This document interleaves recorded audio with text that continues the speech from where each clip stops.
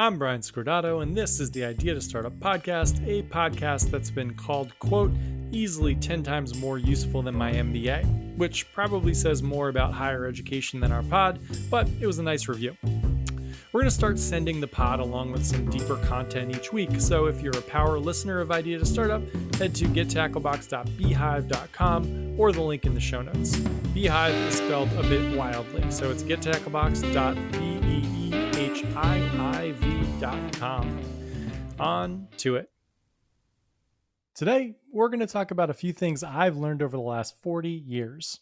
Really, one thing. How discomfort leads to happiness and how we're all pretty much ignoring that despite the fact that it's the only thing we should be paying attention to. It is the only direct line. I know that's a bit of a vague opener, and my podcast consultants are very clear that a good podcast starts by telling your audience exactly what you're about to tell them, then telling them that thing, then ending by telling them what you just told them. But those same consultants also told me that the pun restaurant names were getting, quote, distracting, and I get emails about those to this day, so I'm going to let the vibes be my guide. Also, that phrase, let the vibes be your guide, came from a shirt I saw a girl wearing this morning at my local coffee shop. My first instinct when I saw it was, now there is something I should never under any circumstances say, but here we are. Which sort of brings us back to today's episode. So let's just get started. Discomfort is front-loaded and the happiness equation.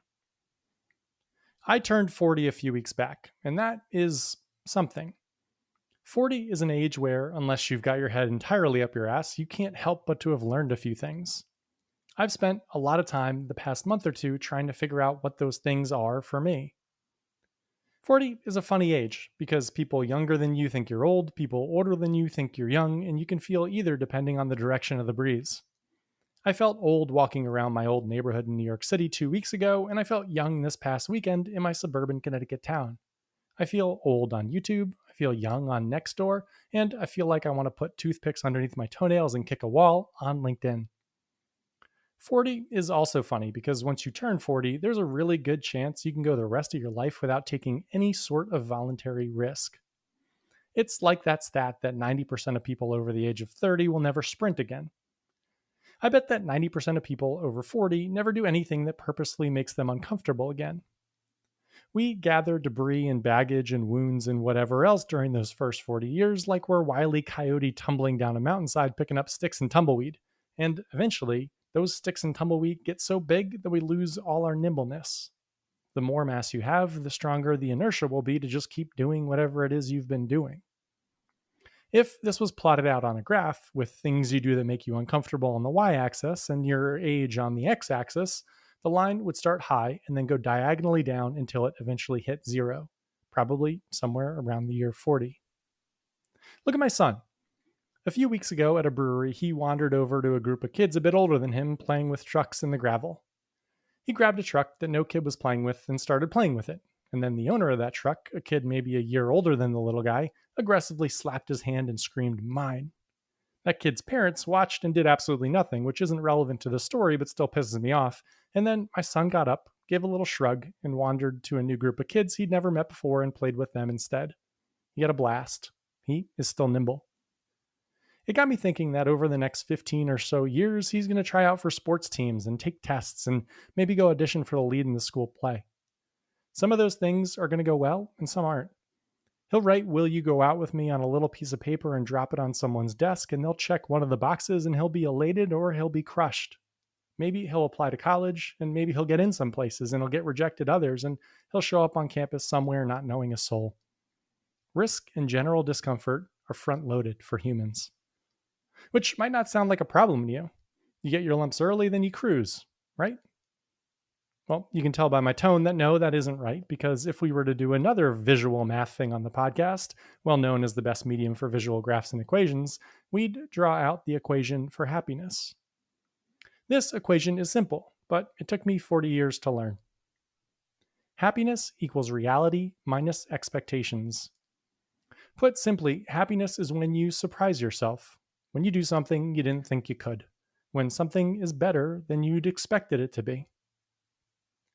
Now, there are two ways to weight that equation and stack the deck for happiness.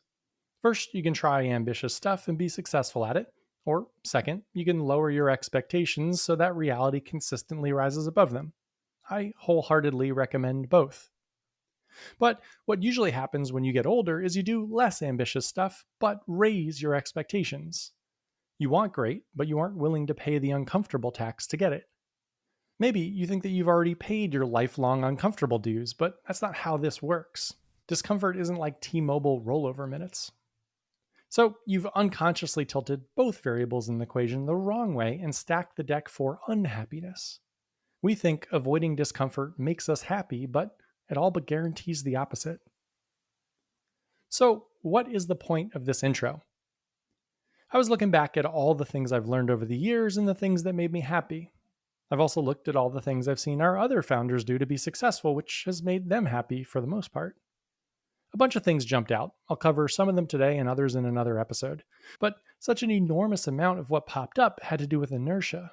The Wile E. Coyote ball of mass we talked about that eventually gets us on a track that guarantees the opposite of what we want, unless we do something about it.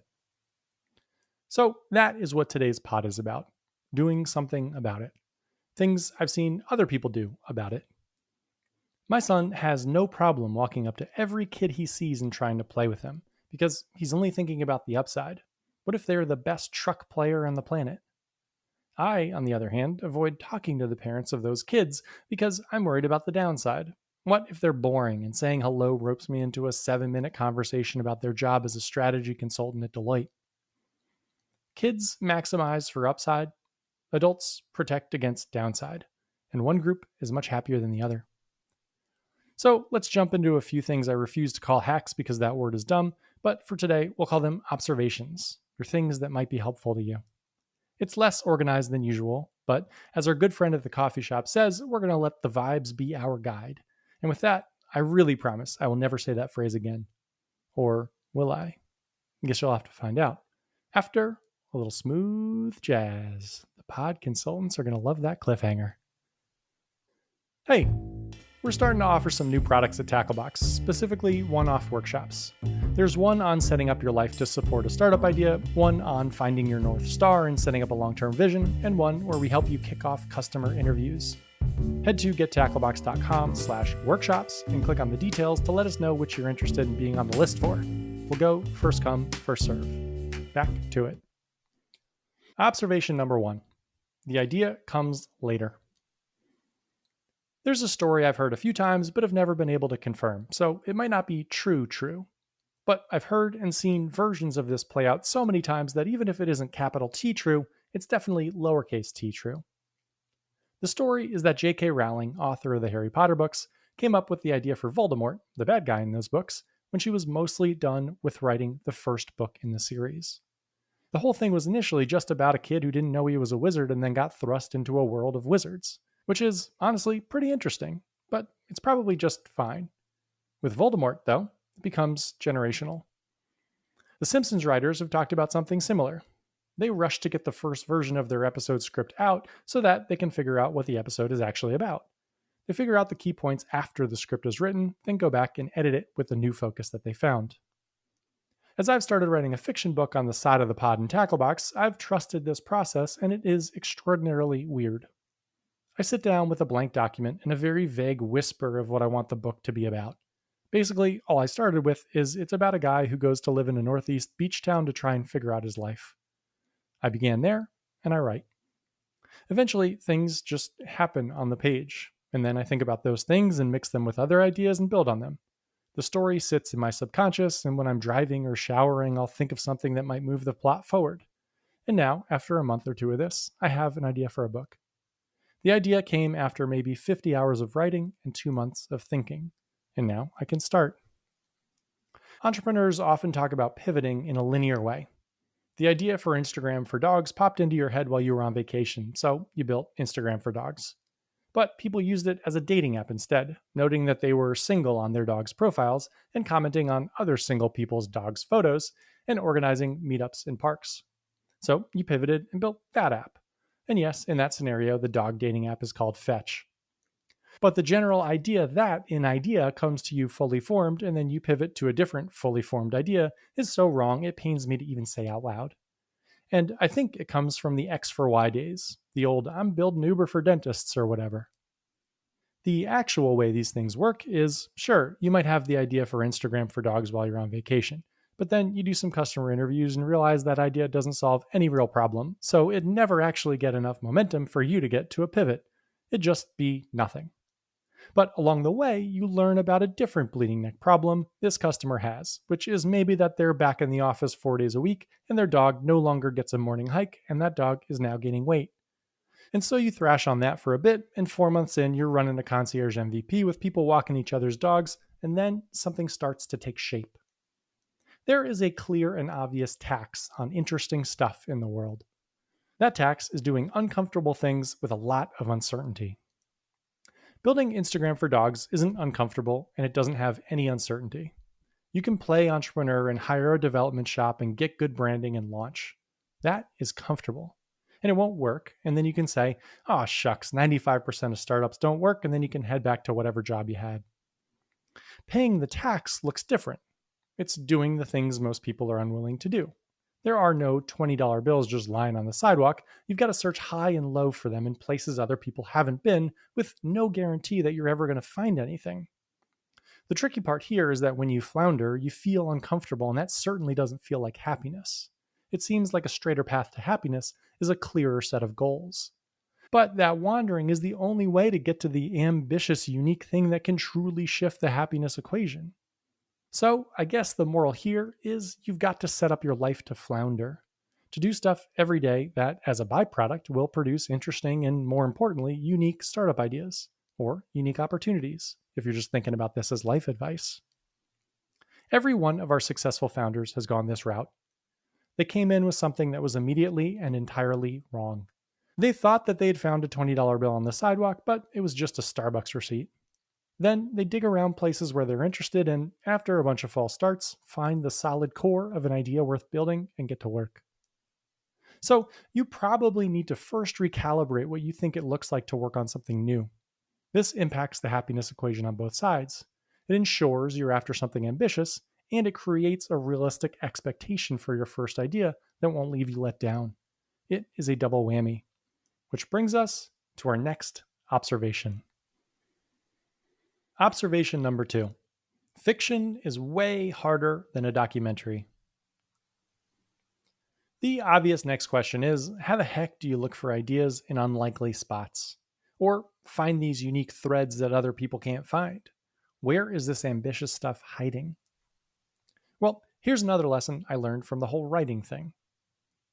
When I was getting started, I reached out to a bunch of authors I admired about getting ideas for first books, and every single one suggested starting with an existing story. A direct quote from one was, "Writing fiction is way harder than writing a documentary.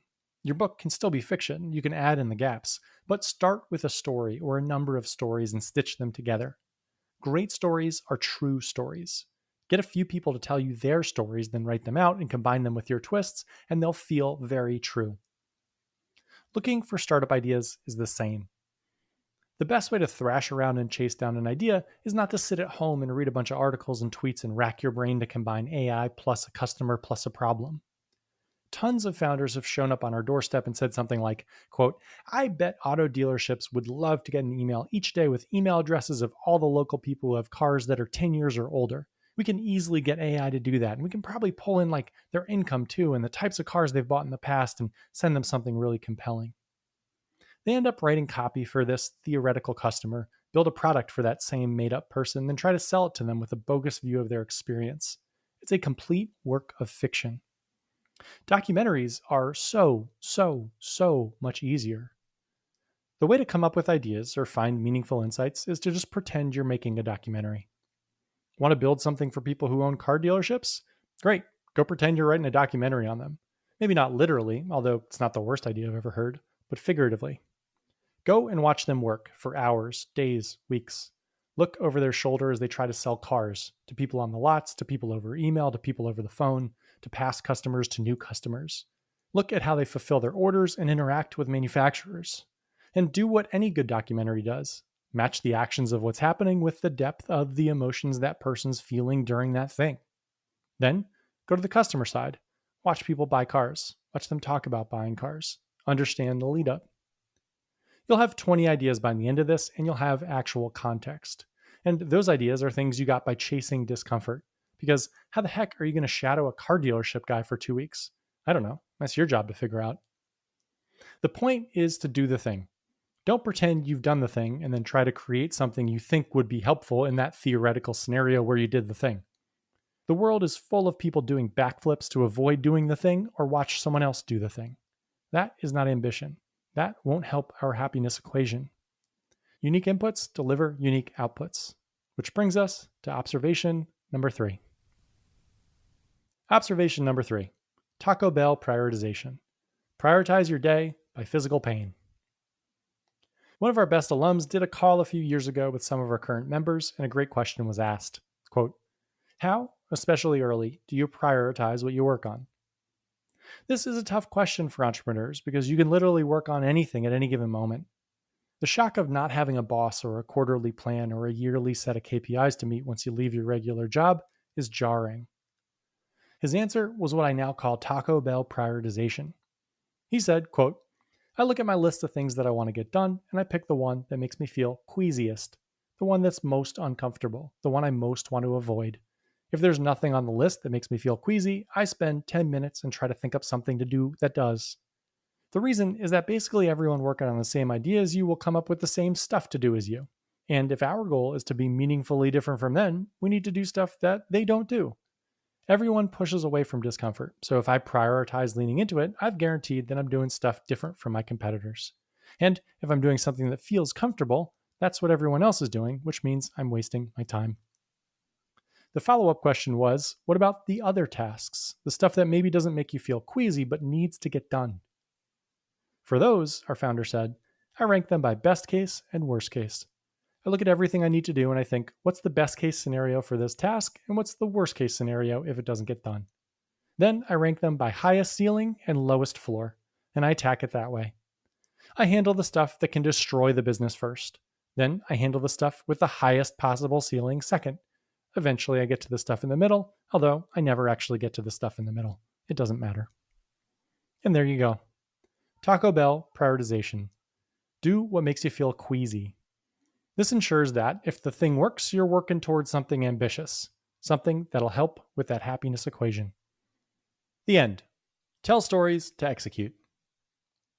If I asked ChatGPT to give me a 10-word synopsis of this podcast, it'd probably be something like, discomfort leads to happiness, so build a world where you consistently do uncomfortable stuff.